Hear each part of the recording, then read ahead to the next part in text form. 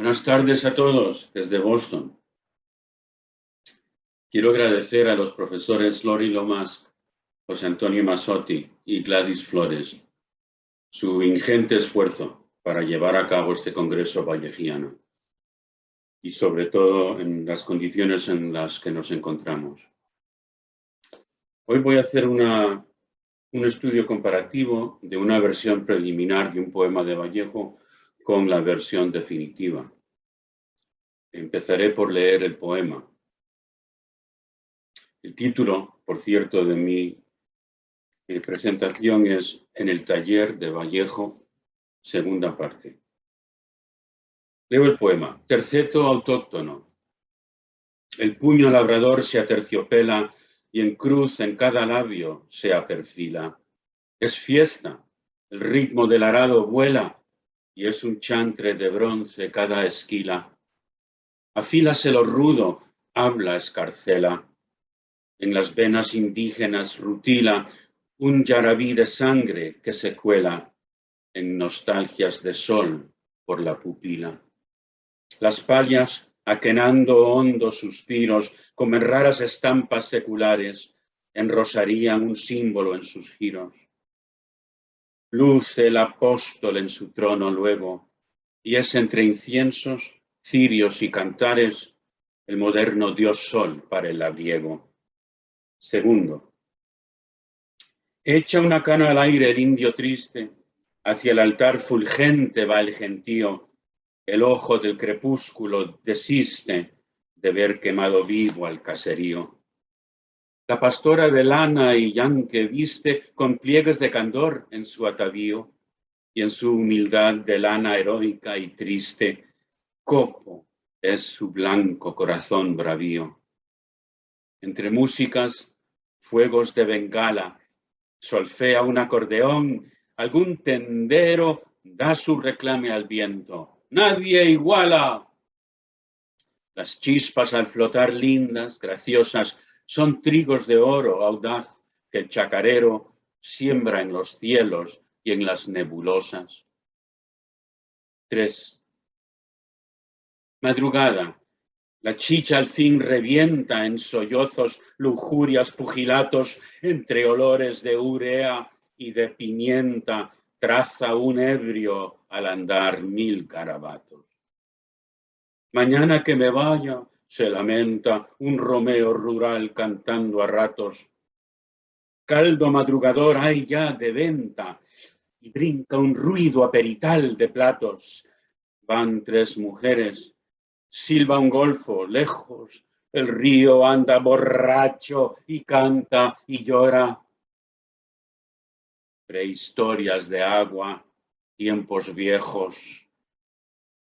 Y al sonar una caja de tayanga, como iniciando un huaíno azul, remanga sus pantorrillas de azafrán la aurora. Terceto autóctono es un poema en 3 partes, cada parte comprendida por un soneto, dentro de la sección titulada Nostalgias Imperiales, del primer libro de poesía de César Vallejo, Los Heraldos Negros, publicado en julio de 1919, si bien fechado en 1918, como sabemos. Cada soneto guarda una estrecha relación temática con los otros dos. La narración de unas fiestas aldeanas, título de la versión primitiva, publicada en La Reforma de Trujillo el 28 de julio de 1916, los 2 primeros sonetos, o sea, 3 años cabales antes de la publicación de Los Heraldos Negros. Y en el mismo diario la tercera parte, el 9 de noviembre, el mismo año. Entre las 2 versiones, José Olascoaga nota, cito, ligeras modificaciones en el primer soneto. En cambio, añade el segundo y en especial el tercero, sufrieron mayores cambios. Y señala, cito, a la alegría festiva de los primeros sonetos se contraponen los efectos negativos de la celebración del tercer soneto con crudo realismo, cierro cita. y aduce el juicio de Washington Delgado sobre el poema. Cito a Delgado: el modernismo se complace en registrar sensaciones olorosas, táctiles, musicales, visuales, mas estas sensaciones eran siempre armoniosas y bellas, más soñadas que vividas. Las sensaciones de Vallejo son rudamente reales. El áspero puño labrador que se suaviza al acicalarse para la fiesta, las luces y el estruendo de los fuegos artificiales, los sonidos de sollozos, de peleas o de la caja de tayanga, los olores confusamente mezclados de las comidas fuertemente salpimentadas, de la chicha y los licores, de los orines, los gritos de los vendedores, el ruido de platos y cubiertos, todas las sensaciones vivas de una fiesta de pueblo. Cierro cita. En esta breve presentación, nosotros pretendemos sorprender al poeta en varias decisiones específicas. Los gestos mismos de abandono del periclitante modernismo y el encuentro con su propia voz. Detengámonos primero en algunos pasajes del primer soneto definitivo. La dureza laboral del puño labrador, cito, se aterciopela. Pues ya descansa al terminar la jornada. Es el momento del crepúsculo, lo sabemos por el tercer verso del segundo soneto, cito, el ojo del crepúsculo desiste. El segundo verso, cito, en cruz en cada labio se perfila, sugiere el gesto hecho con el pulgar y el índice cruzados como cierre de la gran cruz que la mano dibuja en el pecho al persignarse con que el fiel termina su oración. Se trataría, pues, de un momento de unción que acompañara la hora del ángelus implícita en el último verso del primer cuarteto, cito, y es un chantre de bronce cada esquina. La primera versión presentaba una incongruente y quizás cómica transformación. Cito, el puño del trabajo se abre en rosa, con su disonante deslizamiento de la tónica masculina, puño a la rosa tan femenina. Los dos últimos versos del primer cuarteto original, cito, el ritmo del arado al fin reposa, es la sonora fiesta de la esquila, se transforma en la versión definitiva en es fiesta, el ritmo del arado vuela y es un chantre de bronce cada esquila. La primera versión presenta una escena bucólica, serena, indicada no solo por el verbo reposa, sino más cabalmente en la misma prosodia de este verso fuertemente yámbico. El ritmo del arado al fin reposa. Y otra es la actitud de la versión final. Un rarísimo signo de exclamación, uno de los 3 de los 6 primitivos que sobreviven la siega del poeta en los 2 primeros sonetos de la serie, condiciona la frase, es fiesta. ¿A quién le pertenece ese entusiasmo? ¿Al narrador? Quizás recordando la participación de Vallejo en esas mismas fiestas, danzando con las mujeres en sus bailes. Pero desde luego y principalmente, sino al personaje implícito en ese pasaje en estilo indirecto libre, al indio laborioso que suelta el arado con júbilo, pues tras ese rudo y prolongado esfuerzo, por fin ha llegado el instante de dejar caer la pesada esteba. El ritmo del arado vuela, dice la versión final. Significaría no que se precipita al ritmo de ese instrumento de labranza, lección imposible, pues ha llegado el momento del ocio, sino que se va volando, es decir, el ritmo del empuje humano y arrastre animal ha desaparecido en un santiamén, ha volado. El arado efectivamente reposa, como acusaba la primera versión.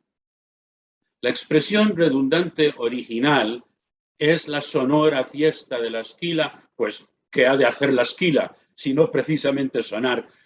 Se cambia por y es un chantre de bronce cada esquila. La enmienda de Vallejo explota la bisemia de la palabra y el objeto esquila. Cencerro, que localiza la presencia del ganado, sobre todo ovino, en esa tierra, pero también campanita, como dice el diccionario de la Real Academia, para convocar la comunidad en los conventos y otras casas. El campaneo mismo pasa del campo a la iglesia, uniendo primero una grey animal, las ovejas, y luego la grey humana. En el segundo cuarteto, en su versión final, se introduce ya un discurso no solo precristiano, sino profano. Reza el primer verso. Afílase lo rudo, habla escarcela. Expresión oscura. Américo Ferrari la explica así, cito, el sentido de la expresión es bastante ambiguo. Escarcela es una especie de bolsa que se lleva colgada a la cintura o una clase de mochila que no es muy diferente a la que usan los indios y a las que tal vez el poeta aludía. La palabra es sustantivo. Vallejo parece usarla aquí como adjetivo, quizás queriendo significar habla escueta, elemental. Pero es posible también que lo emplee como verbo, dice Ferrari, lo que sería simétrico con la primera parte del poema, el puño labrador se aterciopela, y que el sentido sea el de cesar la charla, reducirse el habla al silencio, lo que coincide, dice Ferrari, con lo que dice el resto del poema. Sin embargo, resulta que en el resto del poema, y no solo en el resto del soneto, precisamente ocurre mucho ruido. Cabe una interpretación contraria.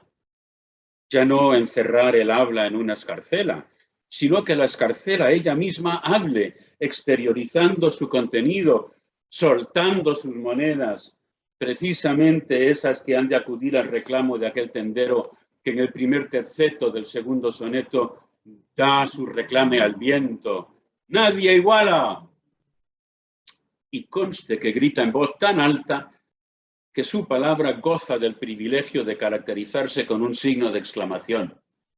Tan solo el tercero, que sobrevive a la feroz expurgación del poeta de los 7 presentes en la primera versión, eliminación generalizada en sus reescrituras, en todas sus reescrituras que hemos visto.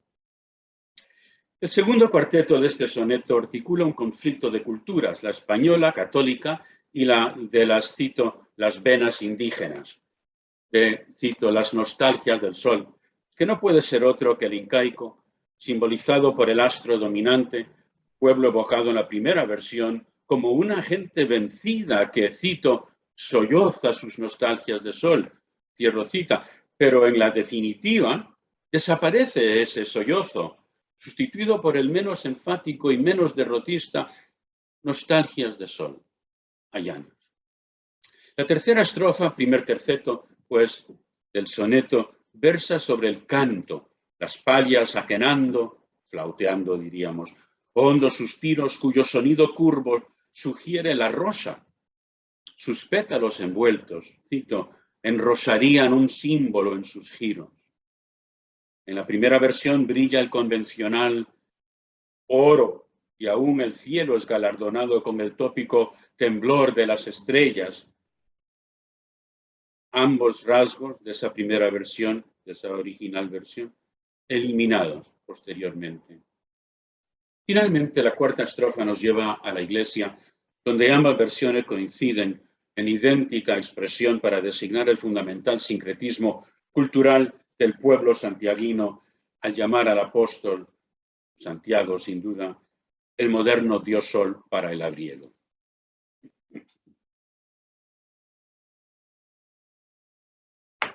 El segundo soneto de terceto autóctono acentúa la divergencia conceptual entre las dos versiones al abandonar la versión definitiva, aquella delectación paisajística de la primera, algo romántica quizás, y sin embargo dicha con un trillado léxico modernista, por ejemplo con términos como azul, topacios, oro. En cambio, el poema definitivo acentúa su cotidiano realismo cada vez más, Las, cito, ascuas de iris originales son ahora los pueblerinos fuegos de Bengala. Entra en el poema el nada mítico acordeón y hasta la dimensión de lucro mercantil en esas ocasiones festivas. El nadie iguala del grito del tendero que antes vimos. Pero es en el tercer soneto donde los más radicales y hasta brutales cambios se dejan ver, oír y hasta oler. De hecho, el tercer soneto de la serie en la versión original es otro poema, si bien antecedente del definitivo soneto tercero por su situación y su temática. Aquel soneto original ostenta una aún más entrometida presencia del léxico modernista, cito, áureas, blondas, melancólicas, gallarda, lumíneas, fúlgidas, adjetivos todos entre los 13 en total del soneto primitivo. Por el contrario, el soneto que ocupa la tercera parte del terceto autóctono utiliza el adjetivo solo 5 veces. De 8 verbos pasa a 11 verbos. ¿Qué conclusión podemos derivar de esta pequeña estadística morfológica? Desde luego, el mayor dinamismo de la versión final, que cuenta, narra y suplanta así la identidad descriptiva, incluso de verdadera estampa del original, que no dudaríamos en calificar de costumbrista y hasta de colorista. En la nueva versión, nada de preciosismos simbolistas, nada de bonitos ni elegantizados cuadros de color local. Ahora la chicha provoca sollozos y peleas callejeras, los personajes orinan en la calle, un borracho camina haciendo eses e inmediatamente después del adjetivo aperital van 3 mujeres no caracterizadas que provocan el silbido de un golfo. El paisaje nocturnal y matutino ha sido orinado y, cito, el río anda borracho como consecuencia de las actividades groseras y nada bucólicas de los pueblerinos.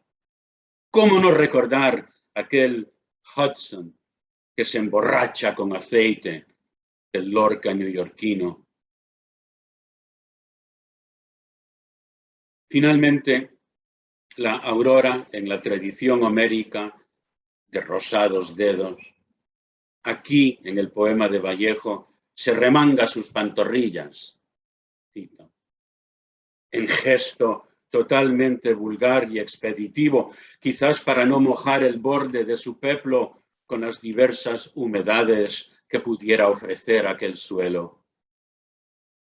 En resumidas cuentas, es el caso que en la tercera parte del poema definitivo se consolida el desplazamiento respecto de la primera iteración bonita y convencional desde un mundo bucólico, un mundo maquillado por las convenciones del costumbrismo y el modernismo, para dar con una factura mimética, sin artificio y sin piedad,